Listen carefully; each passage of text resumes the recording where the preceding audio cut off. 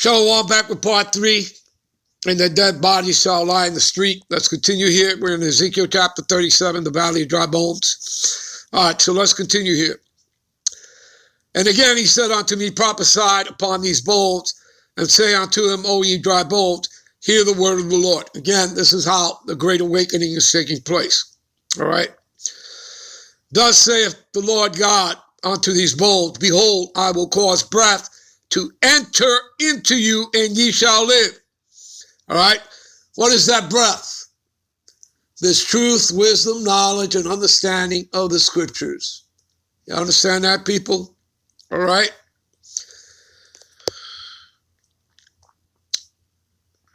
So, and I will lay sinews upon you, and will bring up flesh upon you, and cover you with skin, and put breath into you. Again, that breath is this truth, wisdom, knowledge, and understanding of the scriptures. And ye shall live, and ye shall know that I am the Lord Yahweh. You see that? You people see that? Do you get it? Do you understand it? So I prophesied as I was commanded, and as I prophesied, there was a noise. And behold, the shaking, and the bones came together, bone to his bone. You see that? And when I beheld, lo, the sinews and the flesh came upon them, and the skin covered them above, but there was no breath in them. See? All right? So he said unto me, prophesied unto the wind, prophesied, son of man, and say unto the wind, thus saith the Lord God, come from the four winds, O breath, and breathe unto these slain. You see that? Right? And their dead bodies shall lie in the street. You see that, people? That they may live. Okay? So I prophesied as he commanded me, and the breath came into them, and they lived and stood up upon their feet, an exceedingly great army. You see that? All right? Do you understand, people? Do you see it? All right? And if we go back here, all right, to Revelations 11:8, it'll tell you that fear came over them. All right?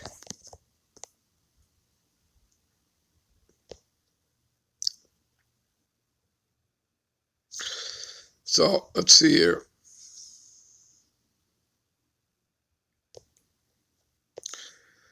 All right.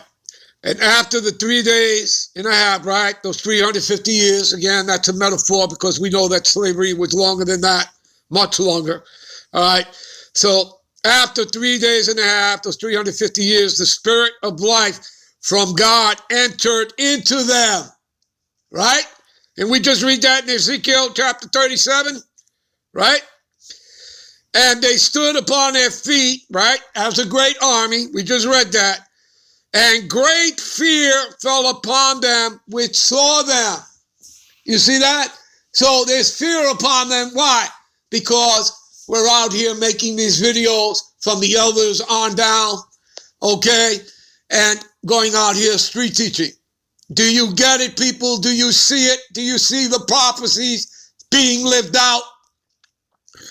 Do you understand that they can't stop it? He cannot stop, change, or alter prophecy. You understand that Esau is the end of the world, meaning he's at the end of his age. Okay? The end of his rulership and kingdom here on the earth. And Jacob is the beginning of it that followeth. Jacob is the lot of the Lord's inheritance. You understand? Jacob. All right? Who's that? Who are the descendants of Jacob? You Negroes, Latinos, and Native Americans that make up the 12 tribes of Israel. And you are joint heirs, co-heirs to the kingdom with Yahushua. And that starts with the elect, 144,000. They're all men, 12,000 from each of the 12 tribes. People understand all that? You get that? Plus, of course, there'll be a great multitude that will include women and children. Okay? And again, that all comes out of, what is that? Revelations, the 7th chapter there. Okay? All right. All right. All right. So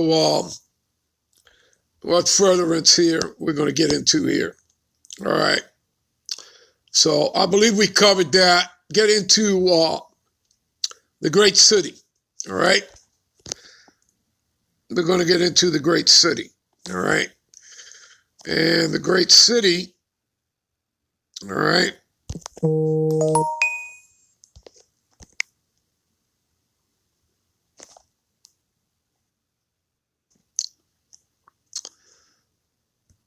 Let's see what it says here.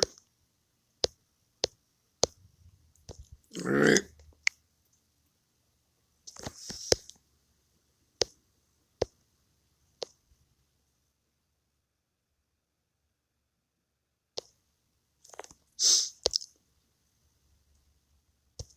Strong's G 4172. Polis.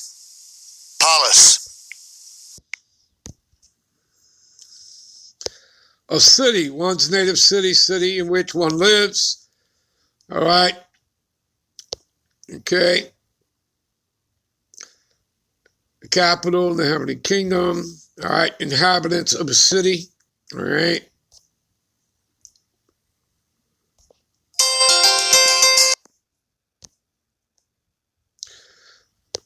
A war, fight, a battle, dispute, strife, quarrel. All right. Many, much, large. See that? A city. That's many. All right. Here's what we're going to do. All right. We're going to go over to Revelations, the 17th chapter. All right. And the 18th chapter. All right. That's what we're going to do. Okay. Let's do that. Okay. Give me a minute. All right. Let's go to Revelations, the 17th chapter. All right.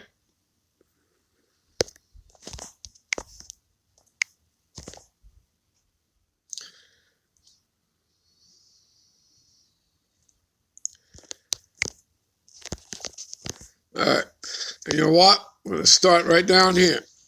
All right. And the woman which thou sawest is that great city. Now, do you people know what that's talking about? That's talking about the woman is representing the great whore that rides the beast. Okay? All right? Do you know who the whore of Babylon is? And no, it is not the Vatican. Okay? All right? Now, you see this? This is going to prove it to you right here. And the woman which thou sawest is that great city. We're talking about America, Babylon the Great, which reigneth over the kings of the earth. Now, let me just simply put the question to you. Who gives out all the sanctions on all these nations? Who puts out the sanctions? Is it Russia that is sanctioning America? Is it China? Is it Iran? Is it Venezuela? Huh? Is it the EU nations? Even though they're, part of the beast system. Are they putting sanctions on America? No. It doesn't work that way, does it, people? It's America, Babylon the Great, who puts sanctions on everybody. She sanctions China, Russia, all right? She sanctions Venezuela, Iran. Hello? You follow me? You understand that, people? So that in itself right there tells you that it's talking about America, Babylon the Great. Because the Vatican doesn't do that, does it? Who does the Vatican sanction? Go ahead. Tell me, who does that pedophile ring sanction? They don't sanction nobody. All right? All right. And there came one of seven angels which had seven vials and talked with me, saying, all right, saying unto me, come hither, and I will show thee the judgment of the great whore that sitteth upon many waters. Now, that's a little parable there. The parable is answered in verse 15. All right? That sitteth upon many waters. And the waters which thou sawest, where the whore sitteth, right? America, Babylon the Great, are peoples, multitude, nations, and tongues. America is known as a melting pot. You understand that? All right? And let me lay you something else. America has over 800 military bases globally. Does the Vatican have that? No, they don't. Okay? All right, see that? All right, let me give you a few more things here. All right. And with whom the kings of the earth have committed fornication, okay? The merchants of the earth.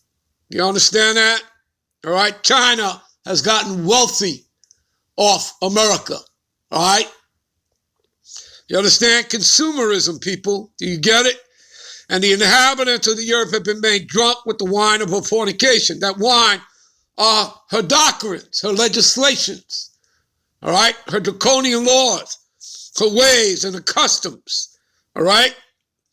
So this filthiness that she, brings out here in America, all these other nations have followed in her footsteps, all right? And these nations are now mad, okay? All right? Because they've all been deceived. All right, so he carried me away in the spirit into the wilderness, and I saw the woman sit upon a scarlet-colored beast. Give me a minute. Here's your scarlet-colored beast, people. All right, and what does it say here? The beast with 7 heads and 10 horns, which is part of a parable in Revelation 17. All right, and the 7 heads equals 7 governments or nations. All right, governments or kingdoms ruled by Esau, by the Edomites, by the white man. You see that? So she's writing on the previous powers of nations, of Edomite nations. Okay? The 7 heads and 10 horn parable is broken down like this. All right? Okay? You have 7 kings, which is short for kingdoms. And as you can see, it says the 7 heads are 7 governments or kingdoms. So 5 of the 7 have fallen. The 5 that have fallen are Germania Major, you see it there. Germania Minor, you see it there. All right. The Greek Empire, you see the Greeks there. The Spanish and the French, those are the 5 fallen Edomite previous kingdoms, right, of the past. All right. Then there's one that is. The one that is during the time that John the Revelator wrote the book of Revelations is who? The Roman Empire. See the Romans right there? Roman Empire. All right? John the Revelator was in his 90s on the island of Patmos as a political prisoner. All right? When the angel came upon him. And then that's 6. So then there would be one more. And he must continue a short space. That one more would be the British Empire. See British right there? There's the British head. Okay? But now there would be one more, an 8th, that comes out of the 7. Okay? That would be the little horn in Daniel chapter 7. And she rides the beast. She's the whore that rides the beast, right? Who do you see riding the beast? You see America, right? Holding a golden cup in her hand. That cup of abominations. You see that? You understand that, people? There you go. All right? There you go. See? And the woman was arrayed in purple and scarlet color and decked with gold and precious stones and pearls, having a golden cup in her hand full of abominations, filthiness of her fornication. And upon her forehead was the name written, Mystery Babylon the Great. She's no longer a mystery, all right, to the Israelites, to the men that are in this truth, all right, in these scriptures, all right? The mother of harlots and abominations of the earth. See that? And I saw the woman drunken with the blood of the saints, those are the Israelites, and the blood of the martyrs of Yahushua. See that? Okay? All right? All right? I believe, the point has been made, people. All right. We'll end it here. We'll be right back with part 4. Shalom.